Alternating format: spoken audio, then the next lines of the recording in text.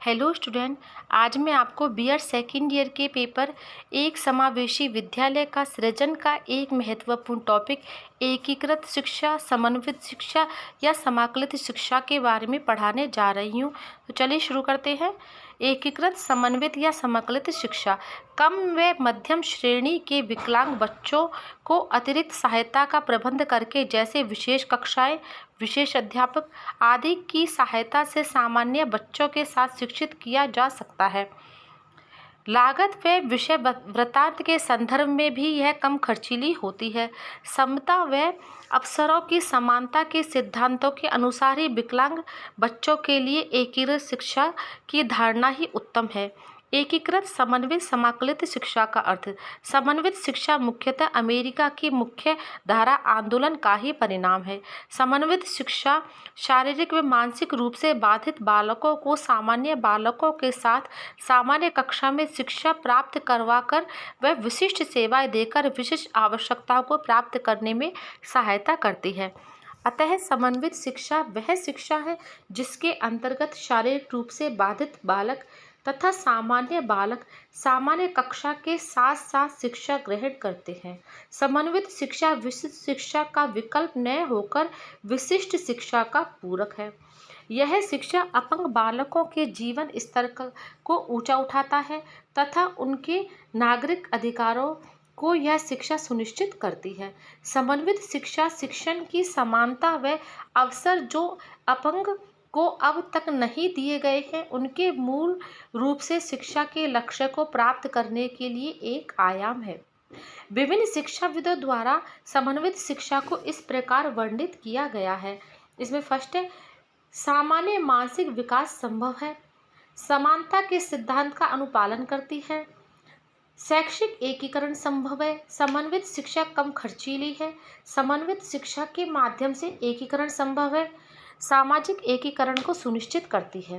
अब आगे हम देखते हैं एकीकृत, समन्वित या समाकलित शिक्षा की प्रकृति।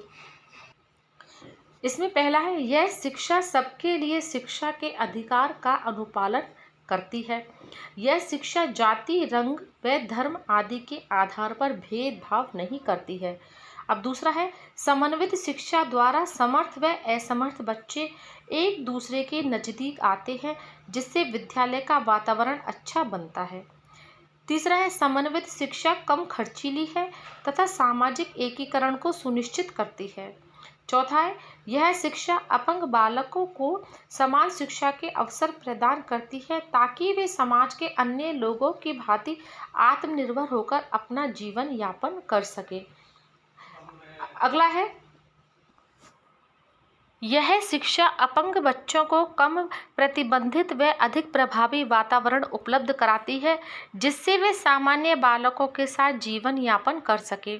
अगला है, समन्वित शिक्षा द्वारा जो सुविधाएं सामान्य बालकों को प्रदान की जाती है, वही सुविधाएं असमर्थ बालकों को भी प्रदान की जाती हैं।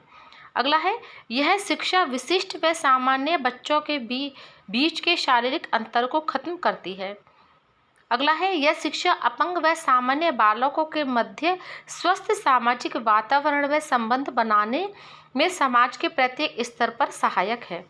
अगला है, यह शिक्षा असमर्थ बालकों से उनके व्यक्तित्व की पहचान के आधार पर व्यवहार करती है, उनकी बाध्यता के अनुसार नहीं।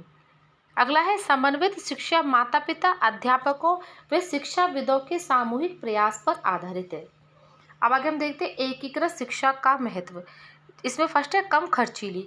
विशिष्ट शिक्षा देने के लिए विशेष अध्यापक, विशेष प्रकार की शिक्षण विधियाँ, विशेष पाठ्यक्रम व विशेष शिक्षा व्यवस्था की आवश्यकता होती है, जो काफ़ी खर्चीली होती है। इसके विपरीत समाकलित शिक्षा सामान्य विद्यालयों में प्रदान की जाती है, जो कम खर्चीली है। दूसरा है, मानसिक विकास। विशिष्ट बच्चों को विशेष विद्यालयों में प्रशिक्षित अध्यापकों द्वारा शिक्षा प्रदान की जाती है। इससे उनमें हीन भावना पैदा होती है कि हमें सामान्य बच्चों के साथ क्यों नहीं पढ़ाया जा रहा। इस बात का उन पर नकारात्मक प्रभाव पड़ता है। लेकिन समन्वित शिक्षा विशिष्ट बच्चों को सामान्य बच्चों के साथ सामान्य विद्यालयों में प्रदान की जाती है। इससे उनमें आत्मविश्वास उत्पन्न होता है। अगला है प्राकृतिक वातावरण। सामान्य विद्यालयों में असमर्थ बच्चों को प्राकृतिक वातावरण प्राप्त होता है। असमर्थ बच्चे समर्थ बच्चों के साथ रहते रहते अपने आप को सहजता के साथ समायोजित कर लेते हैं।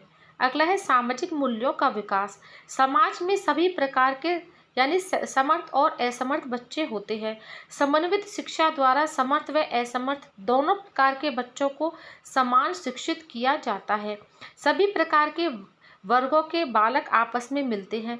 इस प्रकार उनमें समाजीकरण की भावना का विकास होता है। उनमें सहयोग, सहायता, समायोजन, विभिन्न प्रकार के सामाजिक मूल्यों का विकास होता है। अगला है समानता का सिद्धांत। हमारे संविधान में प्रत्येक बालक के लिए समान शिक्षा देने की बात कही गई है, बिना किसी भेदभाव के। इस उद्देश्य की पूर्ति के लिए समन्वित शिक्षा की आवश्यकता है। Thank you.